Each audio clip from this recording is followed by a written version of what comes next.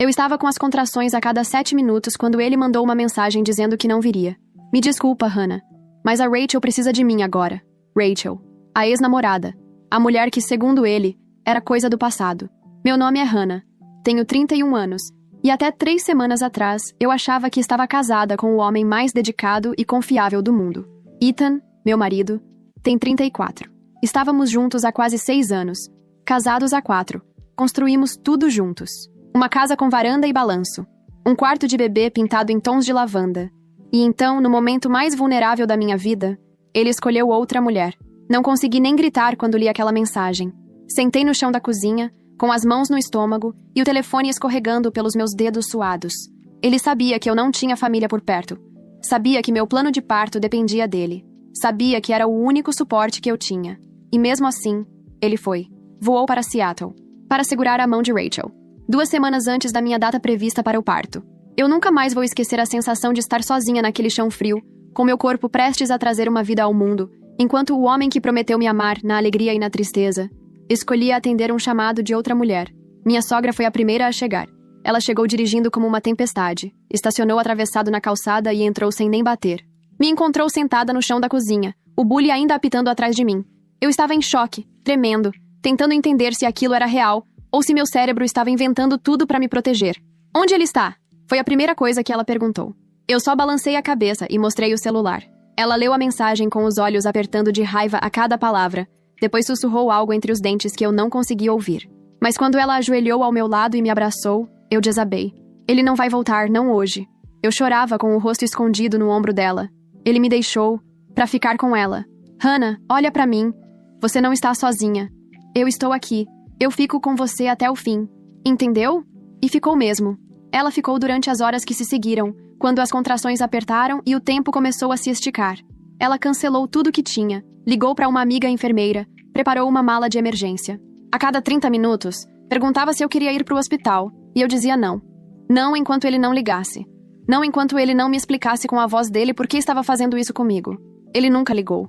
Fui para o hospital na madrugada, depois de vomitar pela 3ª vez em menos de 1 hora e não conseguir mais ficar em pé. Meus pais não puderam vir. Moram no Maine, e uma tempestade de neve fechou o aeroporto mais próximo. Então era só eu, minha sogra, e um telefone que não tocava. A enfermeira perguntou se o pai da criança viria. Eu engoli seco. Não, ele não está aqui. Ela assentiu como se entendesse mais do que eu queria que entendesse, e anotou algo na prancheta. Me senti uma estatística. Durante o parto, tudo doeu mais do que eu achei que seria possível. Não só fisicamente. A dor de saber que a primeira coisa que minha filha sentiria neste mundo não seria o peito do pai. Que não haveria foto de nós 3. Que não haveria Ethan segurando minha mão, dizendo que eu estava indo bem, que ela estava chegando. A cada contração, eu me agarrava à borda da cama e repetia uma coisa na minha cabeça como um mantra. Ela vai nascer. Com ou sem ele aqui. Ela vai nascer. Eu não preciso dele para isso. Mas uma parte de mim ainda esperava que ele entrasse por aquela porta. Antes de tudo isso, eu jurava que Ethan era a exceção. Eu tinha conhecido homens egoístas, covardes, falsos. Mas Ethan era diferente. Ou pelo menos eu achava que era. Nos conhecemos no trabalho, em um evento da empresa em Denver. Eu trabalhava no marketing. Ele era da parte de computação, todo metódico, sempre com uma xícara de café na mão e um monte de post-its colados no monitor. Ele era charmoso do jeito mais perigoso, gentil. Daquele tipo que lembra qual seu sabor de chá preferido, mas não conta que ainda fala com a ex. Rachel, o nome que eu aprenderia a temer. Nos primeiros meses, ele era só meu colega simpático que sempre me fazia rir com os comentários ácidos sobre o RH. Um dia, durante um happy hour, ele me levou para casa porque eu estava com enxaqueca. Parou na farmácia, comprou o analgésico certo e ainda trouxe uma garrafa d'água com gás porque disse que ajudava com náuseas. Eu me apaixonei ali mesmo, sentada no banco do carona, com dor de cabeça e um remédio na mão. Nos tornamos inseparáveis. Depois de 1 ano, ele se mudou para o meu apartamento. 2 anos depois, me pediu em casamento em um piquenique improvisado no parque. Disse que não podia imaginar o futuro sem mim. E eu acreditei. Só que havia uma sombra que sempre pairava em silêncio. Rachel. Ela era amiga de infância. Namorada do colégio. Parte do passado. Mas sempre presente. Nos contatos, nas menções aleatórias, nos comentários nostálgicos quando algo o lembrava dela. Ela foi importante para mim. Mas isso é só história. Eu quis acreditar. A primeira vez que vi uma mensagem dela foi no 2º ano de casamento. Era algo inofensivo. Supostamente. Ela mandou uma foto de um livro antigo com a legenda: "Lembra disso?" Ainda sei as falas de cor. Ethan me mostrou como quem diz, não tenho nada a esconder. Mas ali, algo no meu estômago virou. Por que vocês ainda se falam? Perguntei. Ele deu de ombros. Porque somos adultos. Não tem mais nada ali. Ela foi minha melhor amiga antes de ser qualquer outra coisa.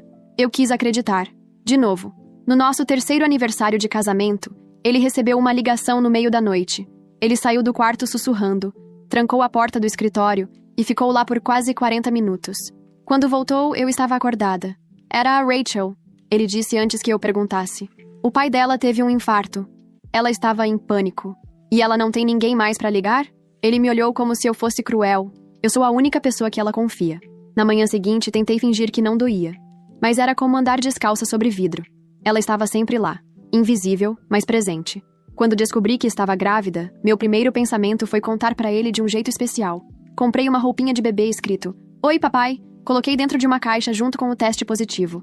Ele abriu, olhou e ficou em silêncio por quase 2 minutos. Você tá grávida? Sim. Ele me abraçou, sorriu, chorou. Mas eu juro que havia algo naquele olhar. Algo entre medo e dúvida. Na época, eu achei que era só o susto. Hoje eu penso, será que ele já estava em outro lugar com o pensamento? Será que mesmo ali, com a vida crescendo dentro de mim, ele já pertencia a outra pessoa? Durante o 2º trimestre da gravidez, as coisas pareciam mais calmas. Ethan estava mais presente. Ia comigo nas consultas, ajudava a montar o berço, discutia nomes como se estivesse mesmo animado com aquilo tudo. Até começou a cozinhar para mim, coisa que ele detestava fazer. Mas de tempos em tempos, eu o pegava olhando para o nada com aquele mesmo olhar ausente. Está tudo bem? Eu perguntava. Só preocupado com o trabalho. Ele respondia. Não era verdade. Ele não sabe mentir bem. O maxilar dele sempre endurecia quando tentava esconder algo. E eu, grávida, vulnerável, hormonal, fingia que acreditava, porque era mais fácil do que confrontar a realidade. Com 7 meses de gestação, encontrei uma pasta no computador dele chamada Coisas Antigas. Nada demais, até abrir uma sequência de fotos da época de faculdade. Quase todas com Rachel. Em viagens, na praia, em aniversários. Em uma delas, ela estava com uma aliança. Não no dedo anelar, no dele. Era uma aliança igualzinha à nossa. Meu sangue gelou. Quando ele chegou em casa, perguntei na lata. Você foi noivo dela? Ele empalideceu. Não. Quer dizer, quase. A gente tinha planos, mas nunca foi oficial. Por que você nunca me contou isso? Porque não importava. Acabou. Foi há mais de 10 anos. Só que agora tudo fazia sentido. A ligação no meio da noite. As mensagens inofensivas. A intensidade que ele evitava explicar. Rachel não era só uma ex. Ela era a mulher que ele teria casado. Se não fosse por alguma razão que eu ainda não entendia. Aquela noite foi a primeira vez que dormimos em quartos separados. Comecei a prestar mais atenção nos silêncios, nas mensagens apagadas, no jeito como ele sempre mantinha o celular virado para baixo. A cada gesto, a cada distração, eu sentia um fio se partindo dentro de mim. Mas eu continuava fingindo. Porque estava grávida. Porque precisava dele. Porque queria acreditar que a mulher daquelas fotos tinha ficado no passado. O problema é que ele nunca ficou só no presente comigo. Pouco antes de completar 8 meses, fui até o porão pegar umas caixas de roupas antigas que minha sogra tinha guardado. No fundo de uma delas, encontrei uma carta. Dobrada. Desgastada. Escrita à mão. Era dela. Ethan, se um dia tudo isso acabar, se por acaso você sentir que está pronto para voltar, sabe onde me encontrar. Eu nunca deixei de te amar. A carta era de 2 anos atrás. 2 anos. Ou seja, no nosso primeiro ano de casados. Quando ele chegou do trabalho naquele dia, eu estava com a carta em cima da mesa. Ele parou na porta da cozinha e ficou branco. Onde você achou isso? No porão. Com suas coisas de antes de mim, pelo visto. Isso não significa nada, Hannah. Ela mandou. Eu guardei. Só isso. Você não joga fora uma carta dessa se realmente quer que algo tenha acabado. Ele se aproximou, tentou segurar minha mão. Eu não respondi. Nunca. Eu fiquei com você. Isso é o que importa. Mas eu já não sabia mais o que importava. Porque a verdade é que o fantasma dela estava em todo lugar. Na nossa casa. No olhar dele. Na ausência que começou a doer mais do que qualquer presença. E tudo só iria piorar. Depois da carta, nada foi mais o mesmo. Ethan tentou agir como se nada tivesse acontecido. Fez jantar 2 vezes na mesma semana. Comprou flores do nada. Começou a responder minhas mensagens em segundos. Mas eu sabia que não era culpa. Era medo. Medo de eu ter descoberto que ele nunca cortou o cordão com ela. E pior, que talvez nem quisesse cortar. Certa noite, ele me disse que precisava viajar a trabalho por 2 dias. Era uma convenção em Austin, segundo ele. Tinha até um crachá com o nome da empresa e o logo do evento. Mas quando fui buscar algo no carro dele, o carregador que ele sempre esquecia, encontrei 2 ingressos para uma exposição de arte em Seattle, com data e hora. E os 2 ingressos estavam separados com um elástico, como se fossem de um casal. Levei aquilo até o quarto. Ele estava fazendo a mala. Vai pra Austin, né? Sim, por quê? E a exposição em Seattle? Vai teleportar pra lá? Ele travou. Ficou mudo por quase 1 minuto. Então veio com uma resposta que parecia tirada de um roteiro ruim. Era pra eu levar um cliente. Mas mudou de planos. Eu ia te contar. Joguei os ingressos na cama. Ia me contar depois de embarcar, né? Como sempre. Hannah, por favor, eu só queria sair um pouco. Respirar. Tem sido muita coisa. Respirar? Você quer respirar? Eu estou com 33 semanas carregando nossa filha, com dor nas costas, dor nas pernas, e você quer fugir pra respirar? Com ela? Ele gritou. Pela primeira vez. Não é com ela. Porra, para de inventar coisa onde não tem. O silêncio que veio depois foi mais pesado do que o grito. Eu me sentei na beirada da cama, sentindo a barriga endurecer com o estresse. Ethan, se você quiser estar com ela, só diz. Mas para de me fazer passar por isso. Eu mereço saber. Ele me olhou como se fosse dizer a verdade, mas o medo venceu. Eu não estou com ela. Eu só precisava pensar. Isso é tudo. Naquela noite, ele não dormiu em casa. Disse que ia pra casa de um amigo. Não atendeu minhas ligações. No dia seguinte, voltou com uma sacola de donuts e um sorriso forçado, como se a noite anterior tivesse sido um delírio hormonal da minha parte. Aos poucos, ele começou a se afastar mais. Chegava tarde. Dizia que estava sobrecarregado. Parou de falar sobre o bebê. Quando mencionei que a obstetra sugeriu fazer o plano de parto juntos, ele respondeu com um "faz o que achar melhor", enquanto mexia no celular. Em um domingo, tentei puxar assunto. Pensei em chamarmos minha mãe para ficar aqui uns dias antes do parto. Eu fico com ela, você dorme no sofá. No meu próprio sofá? Agora eu que tenho que sair do meu lugar? Fiquei olhando para ele, tentando entender onde foi parar o homem que dizia que faria qualquer coisa para me ver sorrir. Ele bufou, pegou as chaves do carro e saiu sem dizer para onde ia. Na semana seguinte, estávamos no carro voltando de uma consulta médica. Eu falava sobre o nome da bebê, tentando algo leve, sugerindo combinações. Ele estava calado. Ethan, tá me ouvindo? Hannah, você já decidiu tudo mesmo. O nome, o plano de parto, tudo. O que eu falar nem importa. Como assim não importa? Você é o pai dela. Eu tô cansado. Só, não quero brigar. Essa frase, eu tô cansado, virou o argumento dele pra tudo. E eu, grávida de 8 meses, lidando com insônia, cãibras, medo do parto, medo da ausência dele, medo de estar sozinha. Mas ele era o cansado.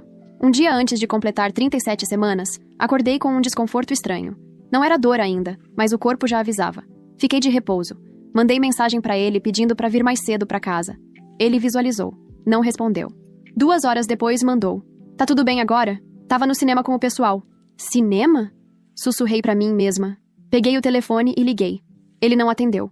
Fui até a rede social do amigo dele. Tinha stories da noite dos solteiros.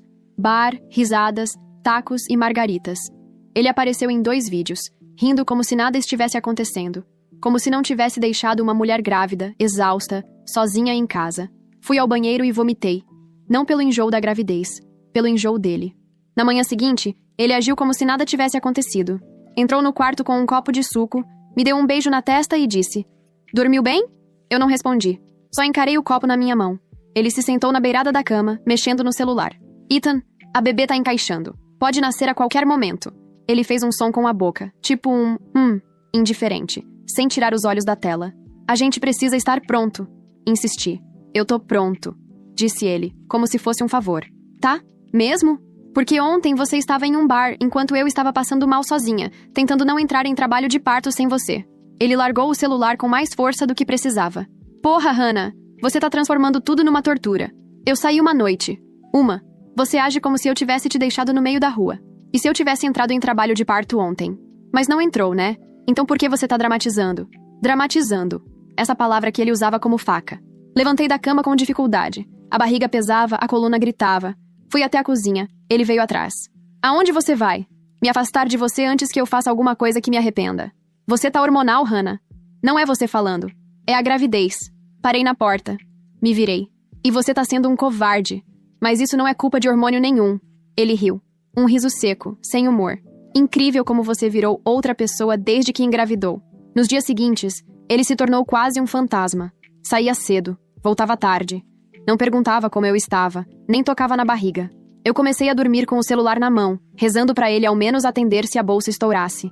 Porque no fundo, Mesmo com tudo, ainda havia uma parte de mim, pequena, teimosa, que queria que ele estivesse presente quando nossa filha viesse ao mundo. 2 semanas antes da data prevista, acordei com uma sensação estranha. Não era dor, era falta. Fui até a sala e não encontrei Ethan. Liguei. Caixa postal. 10 minutos depois, chegou uma mensagem. Não entra em pânico. Tô indo pra Seattle. Rachel teve uma emergência. Eu congelei. Literalmente. O celular caiu da minha mão. Rachel teve uma emergência. Nenhuma explicação. Nenhuma pergunta sobre mim. Só uma constatação. Ele estava indo. De novo, por ela. Mandei mensagem perguntando o que exatamente estava acontecendo. A resposta veio 5 minutos depois. Ela foi diagnosticada com algo grave. Tá sozinha. Precisa de alguém. Volto antes da data, prometo. E foi isso. O pai da minha filha. 2 dias antes da minha provável data de parto. Fiquei ali parada na cozinha, olhando pro vazio. Me sentei no chão, de novo. Como da outra vez. Só que agora, não havia mais choque. Nem lágrimas. Só raiva. Eu olhei pra minha barriga. Acariciei o lugar onde ela se mexia. E prometi pra mim mesma, em silêncio, que nunca mais dependeria de ninguém pra cuidar dela. Muito menos dele. Liguei pra ele 7 vezes naquela noite. Desligado. Mandei mensagem perguntando se tinha embarcado, se era sério, se pretendia me dar algum suporte enquanto eu passava pelos dias mais delicados da gestação. Nada. Nenhuma resposta. A última visualização dele foi 1 hora depois da minha primeira tentativa. Depois disso, sumiu. Entrei em colapso. Eu sabia que não podia surtar. Meu corpo precisava estar calmo por causa do bebê. Mas era impossível manter qualquer estabilidade emocional sabendo que o pai da minha filha tinha desaparecido de propósito. Sentei no sofá, com o celular apertado na mão, e comecei a chorar. Um choro pesado, sufocado, que eu tentava conter para não prejudicar o bebê, mas que vinha do lugar mais fundo que existia em mim. Liguei para a única pessoa que podia me ouvir sem me julgar, a mãe dele. Ela atendeu no segundo toque. Hannah, tá tudo bem? Ele foi para Seattle. Ela disse que teve uma emergência e ele simplesmente foi. A voz dela ficou firme. Quando? Algumas horas atrás. Ele desligou o celular. Nem se despediu. Houve um silêncio. Depois, um barulho de chaves e passos apressados. Me passa seu endereço. Eu tô indo agora. Ela chegou menos de 40 minutos depois, com o cabelo preso de qualquer jeito e uma expressão que misturava fúria e compaixão. Entrou sem cerimônia e me abraçou. Ele não tem noção do que fez. Não se preocupa, Hannah. Eu tô aqui agora. Chorei no ombro dela como uma criança. Não era justo. Nada daquilo era. Ela segurou minha mão com força e disse algo que nunca vou esquecer. Você não precisa dele pra ser forte. Você só precisa ser ouvida. E eu tô aqui pra isso. Naquela noite, ela dormiu no quarto comigo.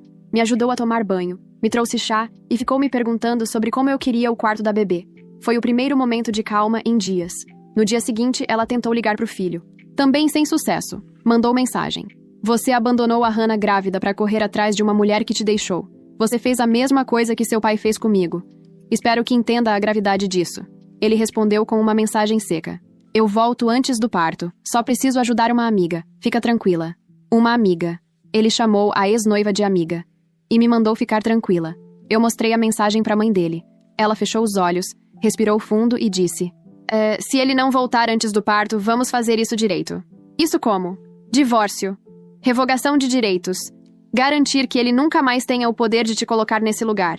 E se ele voltar? Então vai ser sua escolha. Mas se ele não tiver coragem de estar aqui quando você mais precisa, então você já sabe a resposta. Naquela tarde, ela ligou pro advogado dela. Disse que queria um esboço de documentos. Petição de divórcio, pedido de custódia, proposta de renúncia de paternidade. Eu ouvi tudo da sala. Meu corpo estava exausto, mas minha mente gritava: não é possível que isso esteja mesmo acontecendo. Mas estava. Era real. Faltavam 4 dias para minha data prevista. Eu dormia mal, me mexia pouco. Minha sogra me ajudava com as roupas do bebê, fazia sopa, me incentivava a caminhar um pouco pela casa. Ela não dizia o nome dele, nem tocava no assunto. Na noite seguinte, enquanto eu tomava um banho, o telefone tocou. Ela atendeu. Ethan, silêncio. Hannah não pode falar com você agora. Ela está se preparando para dar à luz sem você. Exatamente como você escolheu. Atualização. Ontem à noite, aconteceu algo que destruiu tudo o que restava da imagem que eu ainda tinha dele. Do que nós éramos. Do que eu tentei proteger até o último fio de esperança. Comecei a sentir cólicas por volta das 22h30. Eram diferentes, mais intensas, mais regulares. Chamei minha sogra. Ela pegou o cronômetro. A cada 6 minutos. Hannah, é agora. Ela me ajudou a vestir a roupa confortável que tínhamos separado na mala da maternidade. Me deu um abraço apertado e disse: vai ser só mais uma prova de tudo que você pode aguentar. No carro, minhas mãos suavam. Eu repetia por dentro: você vai conseguir, você vai conseguir. Chegamos ao hospital às 23h15. Me colocaram direto na sala de pré-parto. Minha sogra ficou do meu lado o tempo inteiro, apertando minha mão, segurando meu cabelo quando o enjoo bateu. Ela sussurrava: você não tá sozinha. Eu tô aqui, e ela também. Ela tá chegando. Por volta de 1h da manhã, a dilatação já estava avançada. Comecei a gritar de dor e medo. A médica disse que estava indo rápido. Minha sogra tentou ligar para ele de novo. Nada. Nenhuma resposta. Ela me olhou com os olhos marejados, mas não disse nada. Só pegou meu celular, bloqueou o número dele e colocou no modo avião. Às 3h24 da madrugada, minha filha nasceu. Chegou ao mundo com um choro forte, olhos fechados e os punhos cerrados como se soubesse que teria que lutar desde o primeiro dia. Minha sogra segurou minha mão o tempo inteiro. Chorou comigo. Me abraçou enquanto eu tremia de dor e alívio. Não houve fotos de pai e filha. Não houve abraço em trio. Não houve "ela é a cara do papai". Houve só nós duas. E uma mulher que, por mais que tenha sido a mãe dele, foi mais mãe minha do que ele foi pai dela. 3 horas depois, ainda no quarto, com minha filha dormindo em meus braços, o telefone tocou. Era uma mensagem. Me desculpa. Ainda não consegui embarcar. Ela teve uma piora. Preciso ficar só mais um dia. Preciso ficar só mais um dia. Um dia. Só mais um dia. Depois de tudo. Eu nem respondi. Mostrei o celular para minha sogra. Ela pegou o aparelho, digitou algo rápido e me mostrou antes de enviar. Ela pariu sem você. E vai viver sem você. Não precisa voltar. E mandou. Assim, sem hesitar. Quando finalmente voltamos para casa 2 dias depois, encontrei um envelope pardo em cima da minha cama, com os papéis que o advogado havia deixado. O divórcio. A renúncia de direitos paternos. A proteção legal que eu precisava para nunca mais depender dele. Minha sogra me olhou com aquele jeito calmo de quem já viveu um inferno parecido e disse: ele só volta se você deixar. Mas você não precisa mais disso, Hannah. Você já fez tudo sozinha. Não tem mais volta. Respirei fundo. Peguei a caneta. Assinei. No 3º dia sem resposta, sentei no chão do quarto da bebê com a carta de divórcio na mão. Tudo o que tinha sonhado para aquele quarto. Agora parecia uma piada. A parede com o nome bordado, os livros de histórias, as roupinhas organizadas por cor. E eu ali, com o corpo inchado e uma ausência que preenchia tudo. Minha sogra tentou manter o clima leve, fez panquecas no café da manhã, colocou música baixa na cozinha, me trouxe uma flor que colheu do jardim. Mas a cada gesto gentil dela, minha dor só aumentava. Porque era ela quem estava aqui, e não ele. Naquela tarde, recebemos um e-mail da companhia aérea em nome dele. Estava no spam. Confirmava o retorno para dali a 4 dias. 4. Como se fosse só uma viagem de negócios. Como se eu fosse só uma conhecida. Atualização. 2. Entreguei os papéis de divórcio nas mãos dele. Literalmente. Ainda com o corpo se recuperando do parto, pontos recentes, e minha filha com poucos dias de vida no berço ao lado, eu abri a porta e encarei o homem que me abandonou. Ele chegou no fim da tarde, 2 dias depois do nascimento. Tocou a campainha como se estivesse vindo de um café. Trazia flores, um bicho de pelúcia, e aquele olhar suplicante que eu já conhecia bem demais. Hannah, por favor, me deixe entrar. Meu coração bateu no peito como um soco. Por um segundo, quase cedi. Mas atrás de mim, ouvi o chorinho dela. E foi como se algo em mim tivesse acendido. Não, Hannah, me escuta. Eu sei que falhei. Eu sei que você tá com raiva, mas... Não é raiva, Ethan. É clareza. Você me deixou, no pior momento da minha vida. Ele tentou se aproximar. Minha sogra apareceu na sala. Estava com um envelope marrom na mão. Sem dizer nada, entregou para mim. Eu respirei fundo. Estiquei o braço. Aqui estão os papéis. Ele empalideceu. Quê? Divórcio. E petição para você abrir mão dos direitos paternos. O quê? Não. Hannah, a gente precisa conversar. Eu quero ser pai. Você deveria ter pensado nisso quando escolheu embarcar para Seattle sabendo que eu podia entrar em trabalho de parto a qualquer momento. Ele ficou sem fala. Rachel. Ela não tinha ninguém. Ela estava em choque. E eu. Eu também não tinha ninguém, Ethan. E mesmo assim fiquei. Não fui embora para resolver meus traumas. Minha sogra cruzou os braços atrás de mim. Ele olhou para ela, talvez esperando apoio. Ela manteve a expressão firme. Assine. Ou conteste. Mas Hannah não vai recuar. E eu também não. Ele tentou entrar. Eu bloqueei a porta com o corpo. Se quiser ver sua filha, fale com meu advogado. Você vai me afastar da minha filha por causa de um erro? Meu sangue ferveu. Um erro? Você escolheu outra mulher. Por dias. Você ignorou mensagens. Sumiu. Você não quis estar aqui. Ele passou as mãos no cabelo. Tinha lágrimas nos olhos agora. Eu fiquei com ela porque achei que era o certo. Mas quando percebi que podia perder vocês, eu... Já perdeu. Ele encostou na parede da varanda, Deslizou até sentar no chão, os papéis ainda na mão. Eu só queria ajudar alguém que foi importante pra mim. Eu juro que não teve nada demais. Eu dormi no sofá da casa dela. Eu chorei com ela. Só isso. Eu também chorei. Mas sozinha aqui. Ele cobriu o rosto com as mãos. Murmurava coisas baixas, como se falasse consigo mesmo. Eu fiquei ali parada, observando o colapso emocional de um homem que só agora parecia perceber o que perdeu. Mas pra mim, era tarde demais. Hannah, me escuta. Eu posso ser um bom pai. Eu juro. Me dá uma chance. Você quer uma chance de ser pai? Depois de ignorar o nascimento da sua filha? Ele me olhou, olhos vermelhos. Eu me desesperei. Achei que ela ia morrer. Ela me mandou mensagem dizendo que não queria partir sozinha, que não tinha mais ninguém. E eu também podia ter morrido, Ethan. Você entende isso? Você deixou uma mulher prestes a parir sozinha porque sua ex pediu ajuda chorando por mensagem. Minha voz falhou. Não porque estava arrependida, mas porque doía. Porque ainda tinha amor ali. Mas também havia amor próprio, e ele finalmente estava mais alto que o resto. Eu nunca vou me perdoar. Ele sussurrou.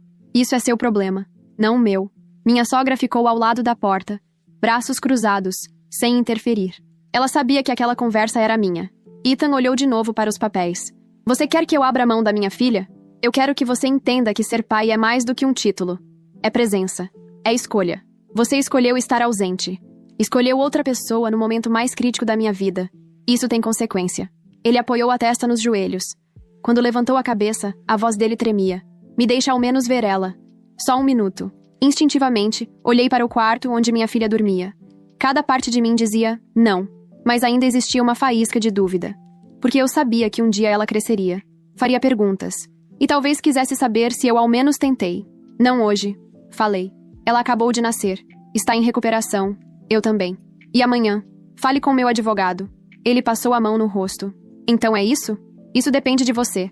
Pode assinar e ir embora com alguma dignidade. Ou pode contestar e me obrigar a provar judicialmente que você abandonou sua esposa grávida para ir atrás de uma ex. Você quer mesmo ver isso virar manchete de petição? Ele ficou em silêncio. Minha sogra estendeu o braço, abrindo a porta. Você ouviu sua esposa. Agora vá. Ethan se levantou devagar. Pegou o envelope. Eu vou pensar. Faz isso. Respondi. Enquanto pensa, lembra do que você fez. E do que perdeu. Ele foi embora sem olhar para trás. Mas no dia seguinte, apareceram as consequências. Mensagens. Primeiro dos amigos dele. Depois de números que eu não conhecia. Acusações. Insinuações. Como você pode fazer isso com ele? Todos erram. Você vai mesmo separar uma filha do pai? Algumas mensagens tinham a mesma estrutura. As mesmas frases. Como se tivessem recebido um roteiro. E eu soube na hora. Ele estava tentando inverter a narrativa. Se pintando como vítima. Comecei a bloquear um por um. Mas eles vinham em enxame. Mensagens cheias de julgamento. Escritas por estranhos que não estavam comigo no hospital. Que não ouviram meus gritos de dor. Que não viram minha filha nascer num quarto sem pai. Gente que só sabia o que ele quis contar. Ele errou, mas foi por compaixão. Você tá punindo um homem por tentar ser humano. Isso não é justiça. É vingança. Algumas eram piores. Não esperávamos que você fosse usar sua filha como arma. Isso é crueldade, Hannah. Ele merece pelo menos a chance de ser pai. Li todas. Uma por uma. A dor virou raiva. Porque ele não apenas me deixou, agora ele estava criando uma versão da história onde eu era a vilã. Mostrei tudo pra minha sogra.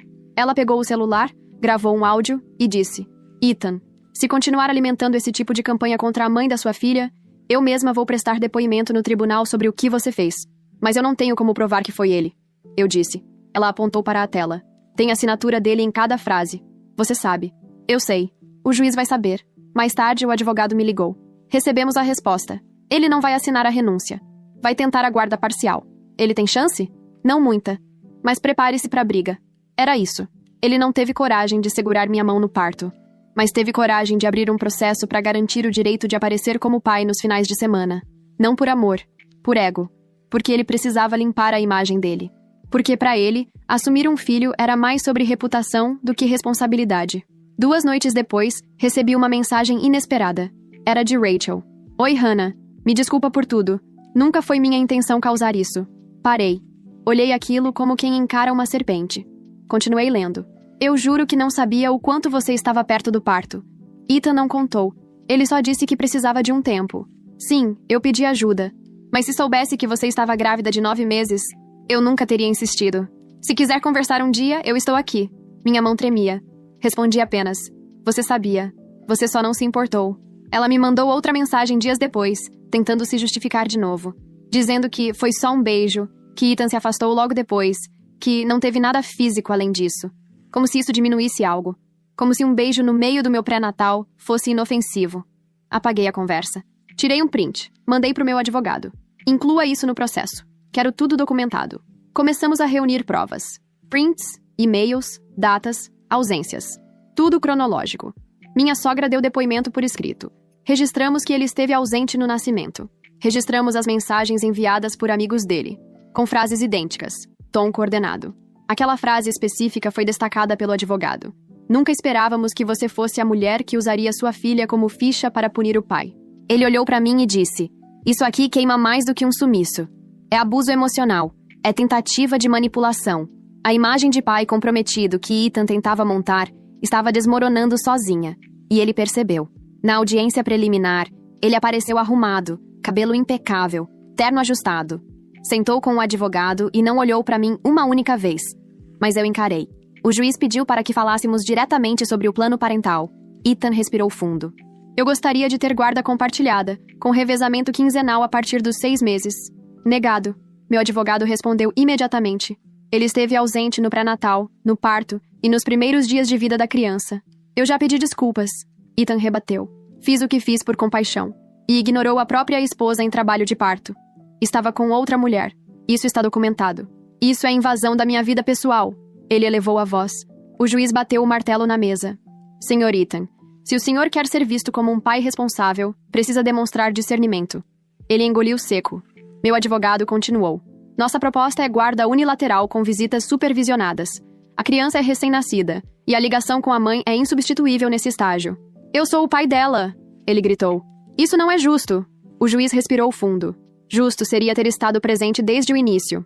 Vamos seguir os trâmites, e em 6 meses o senhor poderá reapresentar um pedido, caso demonstre estabilidade, compromisso e vínculo. A audiência foi suspensa. Ethan saiu da sala como se tivesse levado um soco no estômago. Olhei para ele. E pela primeira vez, vi culpa. Não remorso performático. Culpa real. De quem percebeu que perdeu o que era irrecuperável. No dia seguinte, ele apareceu na minha porta. Só com uma pasta nas mãos. Eu assinei. O quê? A guarda. A renúncia temporária. Tudo. Não quero que ela cresça vendo a gente brigando. Você desistiu? Não. Mas eu sei que não mereço nada agora. E talvez nem depois. Mas ela merece paz. Ele me entregou os documentos. Antes de ir embora, olhou em direção ao quarto da bebê. Posso só ver ela? Pela porta. Só por 5 segundos. Eu hesitei, mas abri um pouco a porta.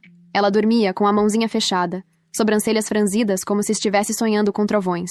Ele segurou o choro. Deu um passo para trás. Ela é linda. Como você. E foi embora. Na semana seguinte, o processo avançou. O juiz homologou o pedido de guarda unilateral a meu favor, com visitas supervisionadas dependendo de avaliação futura. O advogado dele não recorreu. Pela primeira vez em meses, senti meu corpo relaxar ao final de uma audiência. Como se o peso da gravidez finalmente tivesse saído. Mas não pela cesárea, nem pelo parto. Era ele o peso. E agora tinha saído. Mas Ethan não desapareceu completamente. Durante um tempo, aparecia de forma esparsa. Mandava mensagens perguntando se precisava de fraldas, ou se podia ajudar com algo. Nunca insistente, mas sempre à beira da culpa. Um dia, recebi outra mensagem dele. Diferente. Direta. Rachel e eu estamos juntos. Eu achei que você deveria saber antes de ouvir por terceiros. Nada dentro de mim se quebrou, porque já estava tudo quebrado há muito tempo. E naquela hora, tudo o que senti foi uma confirmação. Ele nunca tinha voltado por mim. Tinha voltado porque perdeu o controle. Agora que a narrativa dele estava limpa, ou limpa o suficiente para ele, estava livre para seguir o rumo que já era previsível desde o início. Minha sogra estava comigo quando li. Leu por cima do meu ombro. Desculpa por isso, ela disse. Não é você quem tem que pedir desculpas. Ela suspirou. Eu só queria que ele tivesse sido o oposto do pai dele. Achei que ele seria. Ficamos em silêncio por alguns segundos. O choro da bebê nos chamou de volta. Quando a peguei no colo, ela me olhou com aqueles olhinhos pequenos e intensos como se já soubesse tudo. Como se dissesse, a gente tem uma a outra. Tá tudo certo. Dias depois, recebi outra intimação. Dessa vez, vinda da advogada de Ethan. Ele havia mudado de cidade. Estava morando com Rachel. E tinha um novo filho a caminho. Foi como levar um balde de água fria, não por ciúmes. Mas por que tudo aquilo? Toda a urgência, todo o "ela vai morrer", todos os gritos dele no corredor da audiência, tinham sido só uma parte do plano de uma nova vida que ele já estava começando, enquanto eu ainda tentava entender como dar banho em uma recém-nascida. Liguei pro advogado. Isso muda algo no processo? Não, mas confirma tudo, e nos fortalece juridicamente. No fim do mês, Ethan formalizou por escrito a renúncia temporária aos direitos, com reavaliação só depois dos 2 anos da bebê. Assinou com a mão trêmula, segundo o cartório. Aquela versão dele que tentou resistir até o fim tinha se apagado. Ficava agora apenas o eco de quem ele tentou ser. E falhou. Hoje faz pouco mais de 3 anos que tudo isso aconteceu. A última vez que vi Ethan foi naquele dia em que ele assinou a renúncia temporária da guarda. Ele nunca mais tentou recorrer. Nunca mais apareceu. Nem no aniversário de 1 ano. Nem no segundo. Não mandou carta. Não mandou presente. Sumiu. Mas a ausência dele nunca mais foi um buraco. Foi um alívio. Minha filha tem agora 3 anos e meio. É cheia de vida. Curiosa. Observadora. Tem os olhos dele. O que às vezes ainda me aperta por dentro. Mas o sorriso é só meu. Ela adora música. E me acorda com beijinhos desajeitados dizendo que sonhou comigo num balão voador. Nós 2 moramos em uma casa alugada, pequena, mas com jardim. Plantei lavanda na frente.